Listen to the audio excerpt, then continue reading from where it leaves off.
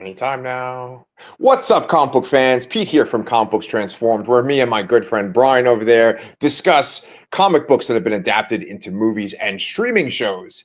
For today, for Brian, by the way, our 300th episode. Oh, shit. Nice. Yes. We will be covering the season finale of Peacemaker Season 2. So, Brian, my first question to you is the season finale of Peacemaker Season 2 worth our 300th episode? Well, first of all, we're doing 7 and 8 because we never covered 7. All right, never mind. Yeah. Episodes worth it. You know what? The internet seems to not be kind of mediocre on this one. You know. Yeah. I the more I thought about it, the more I kind of liked it. Right. My one complaint here is that I feel like James Gunn had went out of his way to point out how they weren't just gonna create properties to set up other properties. And I do feel like that while there are some significant arcs for some characters here, the finale does feel very set up-y for the next thing. And he even said that too. He even prefaced the episode by that, like this is going to be lead into the next thing for the DCU. And but the more I think about the more I thought about it, the more I ended up liking it, I think. Okay. Why don't we kind of get the money shot out of the way and talk about what it's building up to?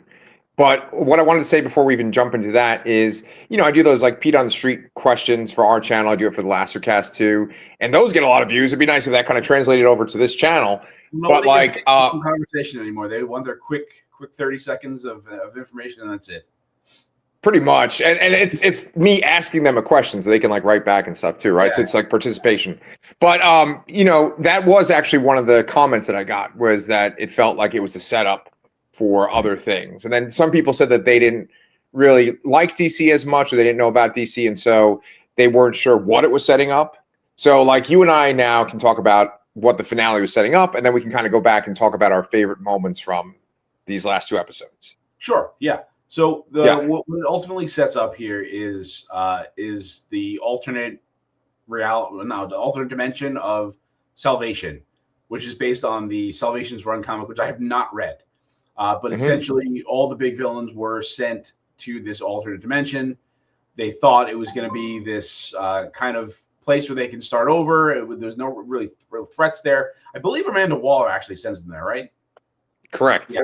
But it ends up being like a training ground for parademons of some kind or something like that.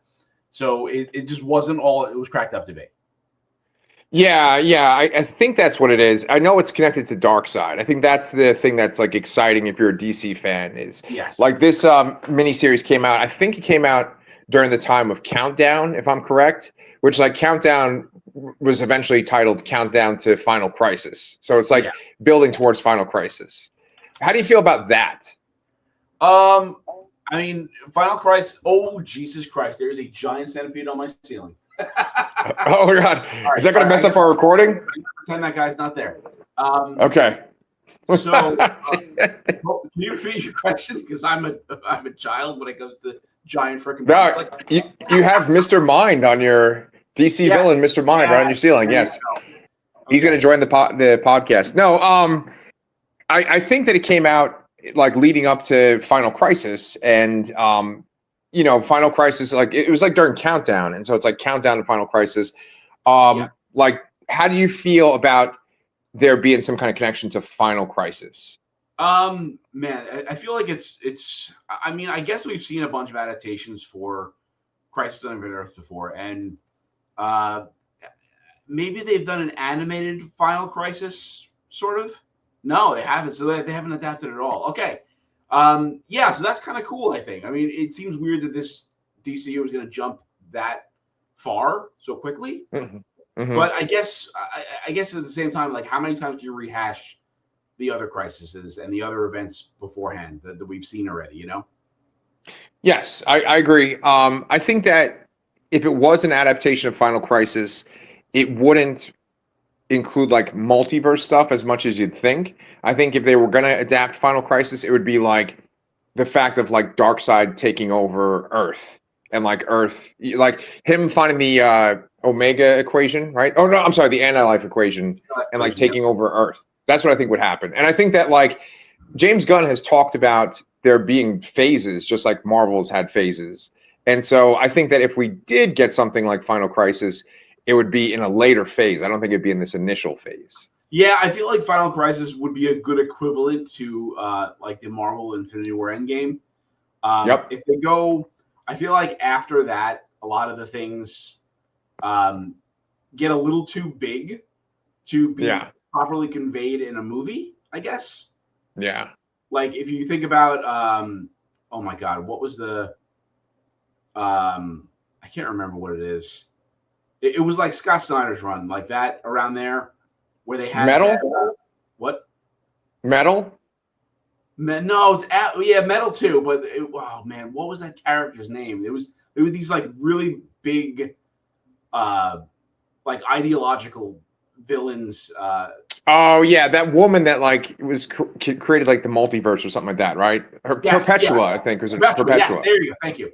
That I just don't feel like that's going to be able to be properly made into a movie that people would go see. Like it's too big to adapt. Yeah, I agree. And I think honestly, like Final Crisis is maybe too big. And I think that like Crisis on Infinite Earths is too big. And the problem is that Marvel is having its equivalent of it, coming up in like a year or two. And so this will seem like old news, even if you were to have like a movie that had like Michael Keaton's Batman and Henry Cavill's Superman, and then, whatever corn sweat guy name, his Superman, and all these people like, the Patrick, what's his face? Fucking, from Twilight, who's Batman. Robert Pattinson. Thank you. Like, that would be exciting to see, but I don't think that, like, it'll just be like, oh, Marvel already did that, which is so fucking ironic, and I hate it because Marvel, like DC, did all this multiverse stuff way before Marvel ever did. Yeah, but to the people today that only watch the movies or only seen the movies, it seems like the opposite. Yeah. Yeah, that's a really excellent point there. But it will feel sort of like a rehash, but I'd still be excited to see something there. But I don't feel like outside of Superman and Batman, DC has earned all that much. Especially this is a new continuity. I feel like they, with the exception of what they kept from the previous universe, like they should probably just move on. And not revisit those older iterations again, because I feel like they tried doing that with Flashpoint, and that was not a good movie. No, it's pretty damn horrible. Yeah. And going back to the rehash point that we're talking about, I feel like so many people are going to see Darkseid and they're going to be like, oh, that's Thanos. They're just doing their version of Thanos. But it's like Darkseid came first, Yeah. I hate that. Yeah. So, like, just one last thing while we're fantasy booking, and then we can kind of pull it back. But I feel like Salvation might get hinted at a little bit more in this first phase, which this first phase is called Gods and Monsters. And then maybe you'll have like a movie or a show or something that takes place in Salvation in phase 2. And then maybe like people escape from it or something. And then that would lead to like some kind of big thing in phase 3. That's just my idea. Yeah, I can see. I mean, I don't know if we're gonna have Peacemaker be in this world for that long, though. That's gonna take literal years of real time to do something like that. But we'll absolutely see. I mean, this is clearly step one, so we'll find out. I mean, I don't think we're gonna get any of this in like Supergirl or anything like that. So maybe maybe in 2027 when we get the Superman sequel, we'll see probably the next thing. Yeah, it's so funny because like they're establishing this place, and it's exciting that they've established this place. It's not really even that like big a place in DC continuity. Like it wasn't around for a long time. It was only a couple of years. But it's almost like they're setting up the shelf for the toys. Because I mean, it's like what villains would even be there with Peacemaker right now? There's been just one fucking movie, right? And Peacemaker's show.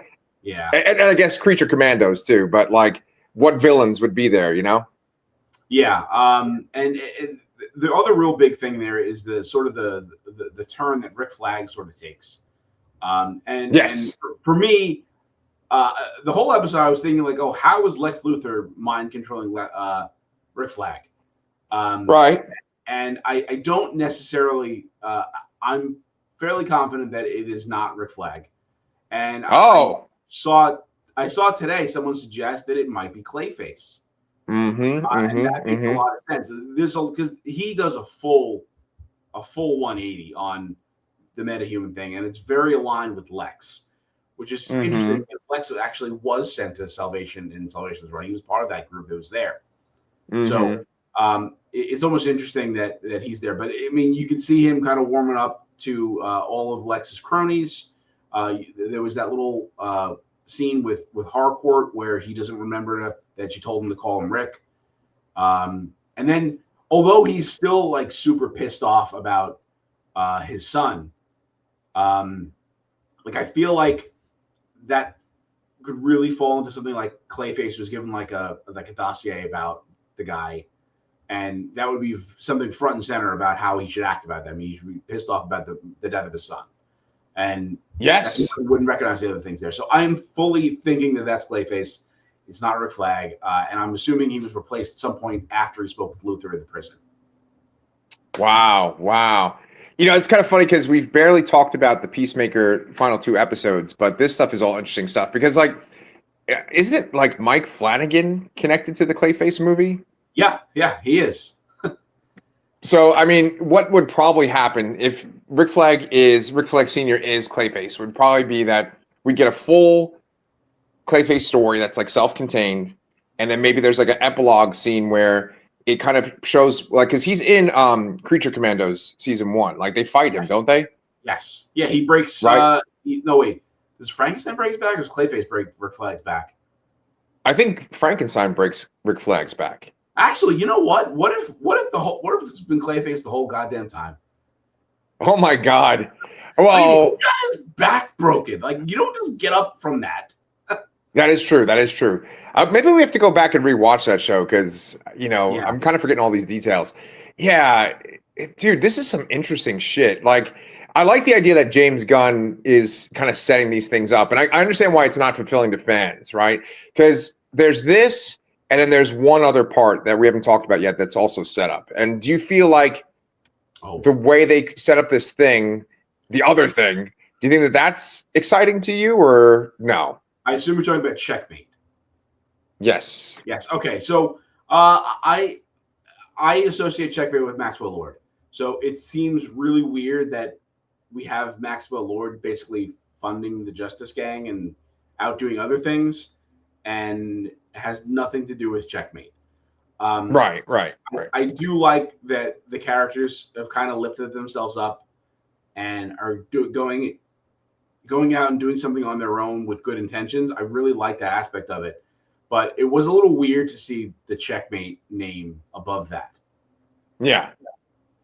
Well, I just think that like you have these kind of like goofy characters, and Checkmate is this like clandestine organization, and it has like all these crazy members. Like I remember the original Green Lantern, Alan Scott, is like a member of Checkmate. It like Greg Rucka wrote the book, which is he's like a guy that writes espionage stuff all the time.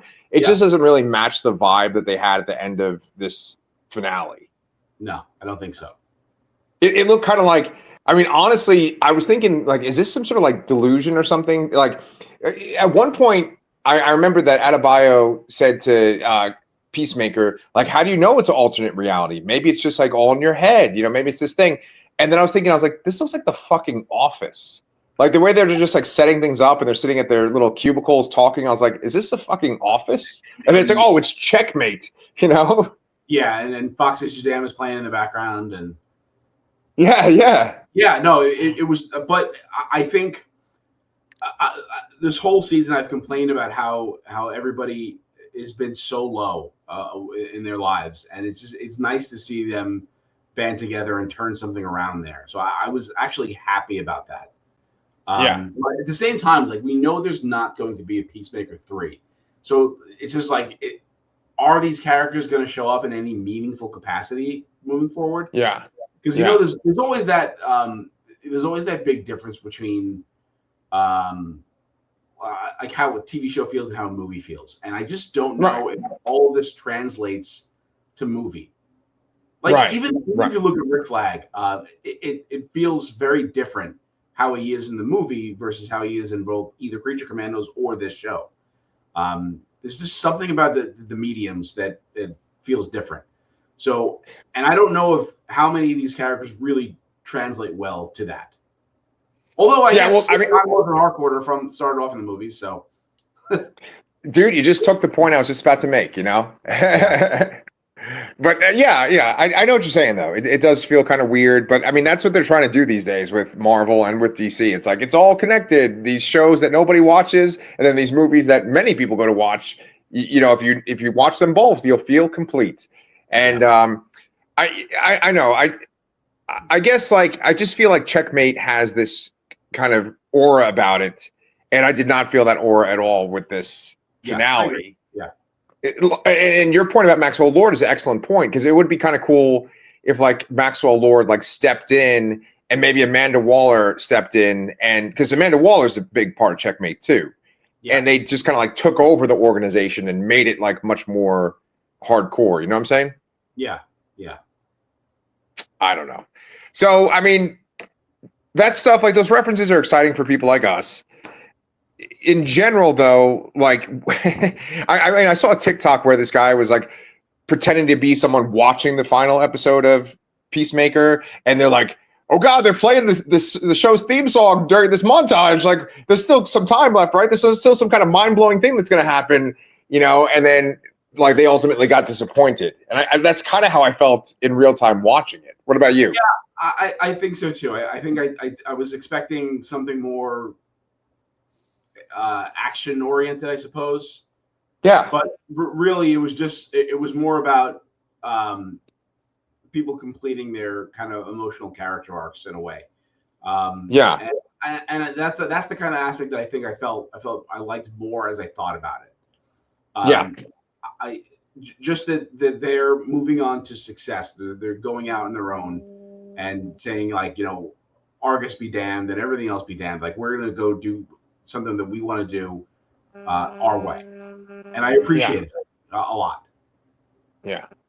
Well, didn't you kind of feel like the way they left things off with his brother, that his brother was going to live, and like, didn't you kind of expect to see the brother show up in this episode, or like show up in like an epilogue of this episode? Yeah. It definitely felt weird from going from episode 7, all the events of episode 7, where they're trying to escape the alternate dimension. It feels like it wrapped up very quickly. You know, they figured out it was the Earth X, the Nazi dimension, basically, and they all just got out at the end there, and then that involved the death of you know, Peacemaker seeing his father die again, and the brother was kind of going ballistic, but he survives because you know, he says no, don't kill him, and then we do see a close up of his bloodied face afterwards, and just looking pissed off. So I do fully expect to see him again, but at the same time, it's like, does that fit into a movie? You know, like, like how much will these characters be used in these movies here, outside of the idea of Salvation being there and Peacemaker being there? So I'm like, the door is essentially shut, right?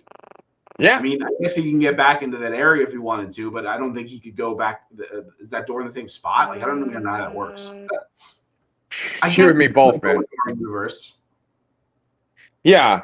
Well, I guess like I live there. Well, I guess like the benefit of James Gunn being the center of this and writing so much of this is that if there was ever anyone that was going to shoehorn stuff into a movie, like it would be him. Like he'd be like, "Oh, this could fit in here." So I mean, like he might have the brother show up in like some other kind of project, and maybe like Harcourt and Economos and stuff will be there. Because he would be really pissed off against Vigilante, right? Because Vigilante just fucking stabbed the father in the neck like 15 times. You know, I mean, I think that we should talk about that though. We should talk about how Jason. It's Robert Patrick, right? The T-1000. He's the dad. Yes, it's Robert Patrick. Okay, yeah, we should talk about how he dies and like the scene like leading up to it. Yeah, so his whole little reveal about how, you know, like somebody calls him a Nazi. He's like, no, don't use that word against me. It's like, I know there's something not right in this world, and I can't do anything about it. I'm just trying to do the best I can, which is an interesting thing to hear, because I feel like that's also very applicable to real life, like most of these shows have been for us lately. It's you're just kind of living in it, and you're not with the opposition, but you're not exactly against them doing anything against them either. So I think that was a nice, interesting kind of point to make in the show compared to events in real life. Yeah, and it kind of explains something that happened. I think it was in the previous episode, not episode 7, where Peacemaker and I think Harcourt, they're in a car and then the cops get them. I know they're on a bike and the cops get them. And then like the father and the brother just come down and just slaughter all the cops. And I thought that was weird because I was like, aren't they heroes? Like, wouldn't they help the cops? Like just come down and be like, there's a misunderstanding versus like just slaughtering them. But then that kind of makes sense with the dad, like what he was saying in this episode. They wanted to hide the idea of the alternate dimensions from everybody because that I don't know, whoever's in power there, whether it's a Nazi Superman or whatever. If anybody found out about that, they could use it to their advantage, and he doesn't want that spreading around. So it's interesting that he, in a way, was still not as bad as we were expecting after learning about this Earth. Yeah. And it just like the way it's fucking set up, because you knew like his speech was going on long. It's like, okay, if this is an optimistic thing, this seems like they're going to get out of this situation. The dad seems really awesome. Of course, he's going to get brutally murdered in a second. And you just see him standing in front of the window and fucking vigilante just running towards the, like, okay, here it comes. He's just going to like stab him with a sword or something or shoot him in the head. And it was funny and horrible at the same time. But do we know which vigilante it was? Was it that vigilante or was it the other vigilante? It was the regular vigilante. That's a really good question. I was trying to discern them. I think that their swords are on the opposite sides of their backs, right? Like I think the one from the like one has it where it's coming out on the left and the other one has it coming out of the right. I think that's the case. I picked up on that. Okay. Yeah. Well, you have to check your birthday picture that I made for you. Yes, I will. Yes. That's a good point. Yes. For those of you, 8 other people that are watching this that aren't in the group chat with me and Danny and Chris, I made a picture with me and Brian, our heads on the 2 vigilante bodies. And, it's for his birthday, which Brian's birthday was just Saturday. Yes, a couple days ago, yeah. Yes. So happy birthday. And now would be a good time for you guys to leave a like, too, for Brian. And subscribe, why not? But let's just kind of pick apart like what we liked then in these episodes. So in episode 7, it's pretty much like leading up to that scene that we just talked about. The brother also gets like, I think they do a few things to the brother, right? They like tase him, I think, and they like stab him. They do like a lot of shit to the brother. Yeah, he gets pretty messed up too, but it seems to be more of a misunderstanding there. But we essentially start the episode where we left off there, where Adebayo was running away from the people, saying a black, and she got out, which is, I'm curious as to if we would ever hear more about what actually happened to people like that there. But I guess we may never find out. But they essentially, she gets saved by Judo Master, actually. Yeah. And that was surprising. He often brings up how she tased him, but it seems like they've kind of formed a little bond or friendship there based on the rampant racism of this world. Yes. And then eventually we see him joining Checkmate later on too. So I guess some more things happened kind of off camera there. Yes. And that had one of the best jokes of the season too, where he's like, that's the most people I've killed in a pool, with an electrical wire. And then Adebayo asks him, like, how many people did you kill in a pool with electrical wires? It's just random funny shit like that I love.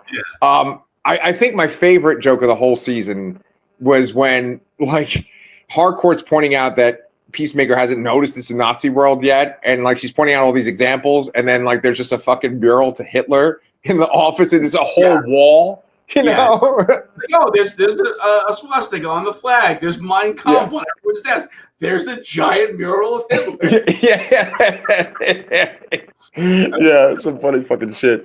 I thought that I think that people, the whole montage when essentially Argus has control of that door. There's this whole montage of them going to different worlds. They get attacked by different creatures. I think that the James Gunn was expecting people to think it was really funny or like really exciting with these like references, but it didn't really do that much for me. What did No, you think? the reference that the big there were some comic references there. Some people believe there were from some very old comics that are Yeah, not particularly may not even be in continuity anymore because they're right. so off the beaten path. But Yeah, yeah, I think they needed to do something uh, something more expected. Like yeah. it was just random weird stuff like that Candyland area with those little monsters, and there was that like Hellscape with those skull things, which I believe was taken from some cover of some comic that It I'm not was. remembering the Yes. name of right now. But Yeah. if there were any other references besides that, I did not pick up on them because they Right, never. right. Right, and exactly. I mean, there was like a black hole that when you open the door, you got kind of sucked into a black hole, and the black hole kind of looked very similar to the black hole in Superman, like when they go to that pocket Oh dimension. yeah, yeah. Yeah, but I mean, I'm sure it's not that. I mean, maybe it is. I don't know. But um, like the whole imp scene, I don't know. It just the most entertaining part of that montage was the song they chose. I think the chorus of the song was like, "Don't stop fucking my heart in the ass" or something like Oh that. yes, yes. I imagine that has to be Steel Panther. Okay, okay. But Is that a real think band? it's a real band. Yeah. So they that was a band that used to be called Metal School, and they were just Okay. this really over the top uh like 80s parody thing. They played like popular 80s, but they had their own originals too, and they eventually just went all original. And all of their songs are very tongue in cheek like that. Yeah. Yeah, well, I just thought it was fucking great. I was just like laughing because it just sounds like such a romantic song, and then that's the chorus. Like I guess we're kind of jumping around a lot, but for me, I had a favorite scene out of these last two episodes. Maybe this was even my favorite scene for the whole season, but I really liked when they had their little intervention with Peacemaker in the hotel, and he's talking about how horrible his life is, and then his friends like basically try to like make him feel better about himself. Did you like Yeah, that scene?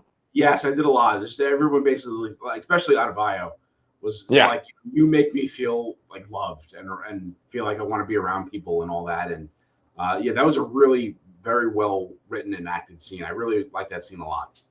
And that was Right, one of the right. things that made me just see that turning point where like they're gonna do something great and do something together, and it's gonna be nice. Right. Honestly, it kind of felt like that was the justification for two seasons of this show. It felt Yeah, like you had this character that was in the Suicide Squad movie, and he was an asshole, and you know he was a villain, like you said in a previous recording. And then by the end of this show, it's like, no, here's his redeemable qualities right here. We're going to tell them to you. And I really liked John Cena's acting in that scene. I thought that when he was like listing all the things that he did in his life, I thought that was like he delivered those lines really well. I thought they were well written. He was saying how he was cursed. I just really like that scene a lot. I also really liked, and I don't remember who said. I think it might have been Adebayo, but how they said that everything he's done in his life was at the behest of someone else. Like it's time for him to do something Yes. that he wants to. Like I love that line. Yep. Yep. Like Yep. do something for himself. You know, that was Yep. great. And the thing I appreciated was how it came kind of full circle here because you know Peacemaker wanted to. He was unhappy with what was going on in his life. He found this other place that he found was like idyllic, and it turned out to be a nightmare. And he finally makes the decision that he wants to be where he is, and he's happy where it is. And then he gets thrown in another dimension anyway. So Yeah. Yeah. Yeah. that kind of that theme there is really what I focused on when I thought about it later on, and that makes a lot of sense thematically, and I and that full circle, well, more than a full circle, I guess, uh, is why I'm not as upset about it as some people are. Yeah. Yeah, I ultimately liked it, and I like this setup. I like the idea of salvation, even though it wasn't that big a deal in DC Comics. I like the potential there. You know, the Joker was on salvation as well, and I just keep picturing the Joker there, whoever they're going to have. But one other thing I liked about this whole thing being resolved is they kept after the intervention. Peacemaker asks Harcourt, will the thing on the boat have any meaning? Now, the whole season, you're sitting there thinking that they got drunk and then they had sex on a boat. That's what you're thinking the whole season. Yep. Then you see that they actually went to go to a concert that was on a boat. And what was the band? Do you remember? Nelson. They saw Nelson, and they had just a kiss on the boat during Nelson. Right. But still, it seemed to be a moment that I mean, didn't they imply they slept together somewhere else too before that? Or is that this is the scene that we thought that I was implying? Yeah, I think that he's just saying like this thing that happened on the boat, like because they don't have sex in the first season. So I think that's the. Am I mixing this up with like him having sex with the alternate Harcourt? That is what you're doing, I think. Okay. Which even that's kind of a funny reference too, because his father and his brother talk about meeting the Harcourt that we know, and they're like, she was wearing pants, and like they were so blown away by the fact by a woman wearing pants. It's so ridiculous, Yeah. But I actually really like the fact that it wasn't them like getting drunk and having some kind of sex scene on a boat. That it was like this sort of like really sweet moment of them. Yeah. So I feel like that kind of sums up James Gunn. I know that James Gunn has this like horror past, and he puts like crude, offensive things in his movies, even like the most recent ones in the show, like real vulgar dialogue. But I think that James Gunn ultimately tries to have like something like heartfelt and sweet in his projects, no matter how disturbing they might be. Yeah. So I don't know. I just think I actually really love John Cena.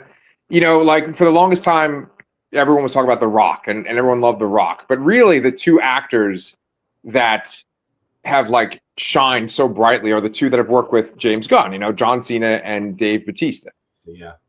And I mean, they I'm sorry. Go ahead. Yeah, no, I agree with that. The Rock seems to be just like, and I think he's trying to break this image of that he's just a blockbuster movie actor, and, right? And I think he is in a more indie movie recently.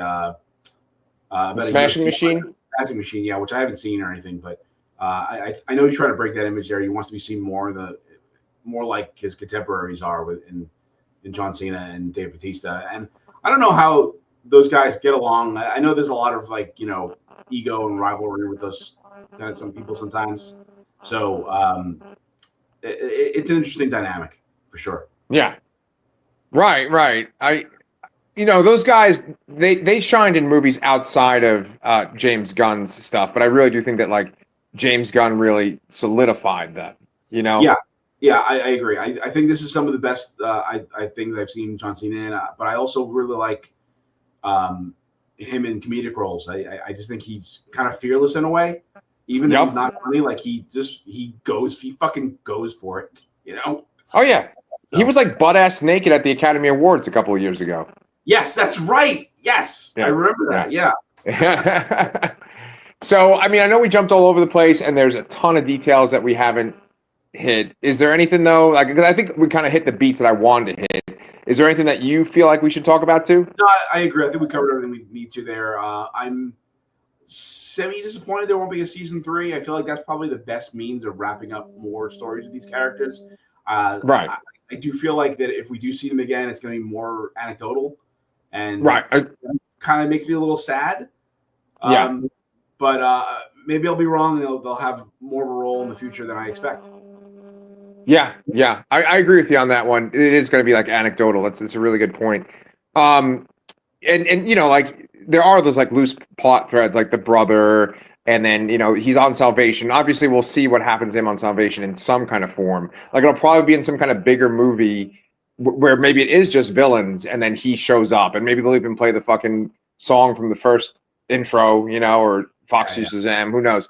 But I did want to bring up two moments I thought were really funny though as well. So there's the scene at the end of the finale where it's Vigilante and Flurry, and they're sitting at two computers, and he's just quizzing him on spiders, and I don't know, what is? Was it manta rays? No, it was spiders, because they talk about how like a spider could regrow its leg and stuff, and all this kind of stuff, and yeah. So there's that part, and then the post-credit scene, which I think it had 2 post-credit scenes for this episode. There's one where Economos is like struggling to keep people occupied, so he's like just telling awkward jokes and things, and then like he's telling this really stupid joke / story, and everyone's just looking at him like this weirdo, and then all of a sudden this woman just starts bursting into laughter. I fucking love that. Yes, that was good. Yeah. So Brian, now that we've watched Peacemaker season 2, Creature Commandos, and Superman, we've watched Peacemaker season 2 all the way to the end. Where would you rank these 3, these DCU projects? Oh man, well, Superman's gonna be 1. That's a no-brainer. Ditto. It's a tough call between Peacemaker season 2 and Creature Commandos. Man, I think I'm gonna put Creature Commandos 2 because I feel it surprised me more. I had lower expectations and it blew those expectations away. Where I had very high expectations here, and I feel like they were met, maybe in a different way than I expected. But I would put that 3, but that's not an insult in any way. Yes. Okay. Good. That's my exact ranking, and actually, the way you explained your ranking matches what I would say too. So good job, man. Same haircut. Yes. Same thought process. Exactly. Yes. And look, Brian, I have some of my Transformer artwork and stuff up here. Nice. And then I have some Transformers right here. Oh, nice. Oh, you can't see too many. You see plenty of mine back there. So very nice. Yeah. Yes. Hanging the shelves than I did. So that was some content for the people that are watching on YouTube. If you guys have watched on YouTube, thank you for watching our 300th episode. If you're listening on Spotify or any other kind of player, thank you for listening. We are very grateful for the people that have been watching our stuff for like 5 fucking years at this point. It's been a while. It's been like since COVID. So thank you. And, make sure you guys stick around because we are going to cover some more shit coming up. Me and Brian are actually bouncing over to do another recording where we're going to talk about the 2 most recent episodes of Gen V. So, yeah. Cool, man. Well, thank you guys so much. And we will see y'all